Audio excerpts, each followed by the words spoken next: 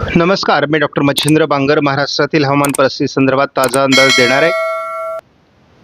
आपल्याला माहिती आहे की महाराष्ट्रामध्ये पावसास अनुकूल वातावरण पुन्हा एकदा तयार होतंय. मात्र हे स्थानिक स्वरूपाचं आहे. बंगालच्या उपसागरात हलक्या स्वरूपाचा कमी दाब तयार होऊन त्याचा परिणाम भारतावर होतोय आणि महाराष्ट्रात देखील जवळपास 1004 हेक्टोपास्कलचा हवेचा दाब तयार होत असल्यामुळे महाराष्ट्रात अधूनमधून काही विभागात पाऊस पडण्याची शक्यता आहे.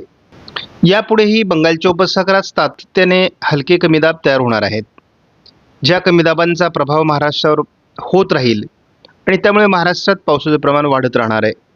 सध्या आपण जर बघितलं तर महाराष्ट्रामध्ये यवतमाळ, नांदेड, लातूर, धाराशिव आणि काही प्रमाणात बीड पूर्व आणि परभणी दक्षिण या भागात पावसाचं अनुकूल वातावरण दाखवलं जात आहे. कोकण किनारपट्टीला देखील अधूनमधून सरी होत आहेत. त्यामुळे पावसाचं वातावरण पूर्ण संपलेलं नाही. स्थानिक वातावरण तयार पाऊस पडणार आहे. याच हलक्या कमी दाबांच्या प्रभावामुळे मराठवाड्याचा दक्षिण पूर्व भाग आणि संपूर्ण विदर्भ, कोकणात पावसाची शक्यता कायम आहे. मात्र पश्चिम महाराष्ट्र, मध्य महाराष्ट्र, उत्तर महाराष्ट्रात पावसाची उघडीप राहण्याची शक्यता आहे. GFS मॉडेलचा 7 दिवसाचा अंदाज आपण बघतो. कोकण आणि विदर्भ, खास करून पूर्व विदर्भ असं पावसाळी वातावरण 5 तारखेला वाढण्याची शक्यता वर्तवण्यात येते आहे.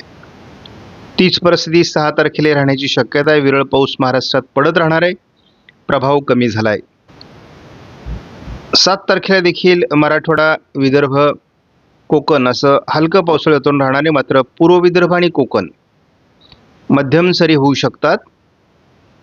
खास करून पूर्व विदर्भात जोरदार पावसाची शक्यता आहे. संपूर्ण कोकण आणि पूर्व विदर्भात पावसाचा प्रभाव आहेच. विदर्भ आणि मराठवाड्यातही विरळ पावसाची शक्यता कायम आहे. मात्र आता आपण बघतो साधारणपणे उत्तर महाराष्ट्र, मध्य महाराष्ट्र, पश्चिम महाराष्ट्रात पाऊस उघडतोय. मराठवाडा आणि विदर्भात ढगाळ परिस्थिती, हलका पाऊस. तीच परिस्थिती कोकणामध्ये आपल्याला 9 तारखेला बघायला मिळते आहे. पुन्हा एकदा उत्तर महाराष्ट्रात देखील हलक्या पावसाला 10 तारखेला सुरुवात होऊ शकते. पूर्व विदर्भ आणि कोकण असंच पावसाळी वातावरण 10 तारखेपर्यंत राहील. आपण 7 दिवसाचा अंदाज बघतो. महाराष्ट्रातील स्थानिक कमी दाबाचा जर अंदाज घेतला तर महाराष्ट्रामध्ये दररोज दुपारी जवळपास 1004 हेक्टोपास्कलपर्यंत हवेचा दाब कमी होणार आहे. विदर्भाच्या दिशेने तो 1002 असणार आहे आणि त्यामुळे पावसाळी वातावरण स्थानिक स्वरूपात तयार होण्याकरता थोडी अनुकूल स्थिती राहणार आहे. 9 तारखेला जरी बघितलं तरी आपल्याला तीच परिस्थिती बघायला मिळते. मध्य महाराष्ट्रावर 1004 तर विदर्भावर 1002 हेक्टोपास्कल असाच हवेचा दाब राहणार आहे. त्यामुळे जोपर्यंत महाराष्ट्रामध्ये 1004 ते 1002 हेक्टोपास्कलपर्यंत हवेचा दाब राहील त्यावेळेस ढग खेचले जातील, बाष्पयुक्त वारे खेचले जातील आणि महाराष्ट्रात स्थानिक पावसाळी वातावरण तयार होत राहील. आपण समोर बघतो की बंगालच्या उपसागरामध्ये एक कमी दाब तयार होतोय असं आपल्याला दिसतंय. परंतु हा कमी दाब महाराष्ट्राकडे येणार नाही. हा बंगालच्या उपसागरातच थोडा उत्तरेला सरकेल आणि विरुन जाईल. पुढचा पूर्ण 10 दिवसाचा अंदाज जर बघितला तर कोकण किनारपट्टीला पावसाची शक्यता दिसते आहे. महाराष्ट्रात मध्य म्हणजे सोलापूर, लातूर, धाराशिव, अहिल्यानगर पूर्व, बीड, परभणी, नांदेडमध्येही हलक्या ते मध्यम पावसाची शक्यता राहणार आहे. त्यानंतर अमरावती, अकोला, नागपूर, भंडारा, गोंदिया, चंद्रपूर, गडचिरोलीमध्ये अधिक पावसाची शक्यता आहे. इतरत्रही विरळ पाऊस होईल, परंतु पावसाचं प्रमाण हे केवळ पूर्व विदर्भात अधिक राहील. सध्या आपण जर महाराष्ट्रात बघितलं तर सोलापूर, नांदेड, लातूर या काही परिसरात जोरदार पावसाळी परिस्थितीचा अंदाज येतोय. परंतु हे वातावरण फार काळ टिकेल असं दिसत नाही. महाराष्ट्रामध्ये आजही पावसाळी वातावरणाचा अंदाज आपण दिलेला आहे. हा जो पावसाचा प्रभाव आहे तो जळगाव, छत्रपती संभाजीनगर, जालना, अकोला, अमरावती, नागपूर, भंडारा, गोंदिया, चंद्रपूर, गडचिरोली, वाशिम, हिंगोली, यवतमाळ, वर्धा नांदेड, परभणी, बीड, सोलापूर, लातूर, धाराशिव या विभागात आज स्थानिक पावसाचा अंदाज आहे. कोकणात हलक्या सरी होतील.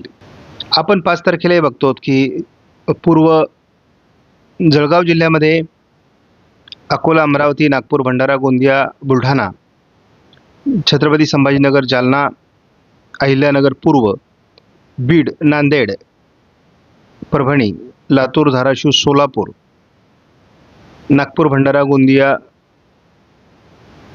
गडचिरोली या जिल्ह्यात उद्या देखील पावसाचं अनुकूल वातावरण आहे. तुलनेत 6 तारखेला महाराष्ट्रात संपूर्णतः स्थानिक वातावरणास अतिशय पोषक वातावरण आहे. झडीचं वातावरण काही विभागात असू शकतं. मध्यम ते जोरदार पाऊस काही विभागात पडू शकतो. त्यामुळे पावसाळी वातावरण अजून कायम आहे. 7 तारखेला देखील या मॉडेलने उत्तर महाराष्ट्र, मराठवाडा, पश्चिम महाराष्ट्र, मध्य महाराष्ट्रात विरळ, कोकणातही जोरदार सरींची शक्यता दाखवली आहे. 8 तारखेला पूर्व विदर्भात नागपूर, भंडारा, गोंदिया, चंद्रपूर, गडचिरोली आणि वर्धा जिल्ह्यात जोरदार पावसाची शक्यता आहे. महाराष्ट्रात, मराठवाड्यामध्ये आणि पश्चिम महाराष्ट्रात, कोकणात देखील, उत्तर महाराष्ट्रात देखील विरळ सरींची शक्यता 8 तारखेला कायम आहे. विदर्भात 9 तारखेलाही पावसाची शक्यता आहे. दक्षिण कोकण, पश्चिम महाराष्ट्रातही पावसाची शक्यता 9 तारखेला आहे. सोलापूरकरांना पाऊस कमी झाल्याची खंत आहे. धाराशिव, लातूरलाही काही ठिकाणी पाऊस कमी आहे. सांगली, कोल्हापूरलाही पावसाची शक्यता 9 तारखेला आहे. हे स्थानिक वातावरण आहे. साधारण 7, 8, 9, 10 तारखेच्या दरम्यान पश्चिम महाराष्ट्रात पाऊस वाढेल असा अंदाज येतोय. त्याचबरोबर पूर्व विदर्भातही पाऊस वाढेल. कोकणातही हलक्या ते मध्यम सरी होतील. उत्तर महाराष्ट्रातला पाऊस थोडा कमी होईल. मराठवाड्यातही पावसाचं वातावरण थोडं कमी होऊ शकतं. 11 तारखेला देखील महाराष्ट्रात स्थानिक वातावरणाची शक्यता आहे. म्हणजे आपण जर प्रत्येक दिवशी बघितलं तर दुपारनंतर पावसाळी वातावरण तयार होतं आहे. स्थानिक स्वरूपातलं पावसाळी वातावरण आहे. आणि साधारण मान्सून जेव्हा उतरणीला लागतो तेव्हा हे वातावरण तयार होत राहतं. आणि यावर्षी लानिना असल्यामुळे थोडं अनुकूल वातावरण राहतंय. त्याचं प्रमाण थोडं कोकण, पूर्व विदर्भ अधिक राहील.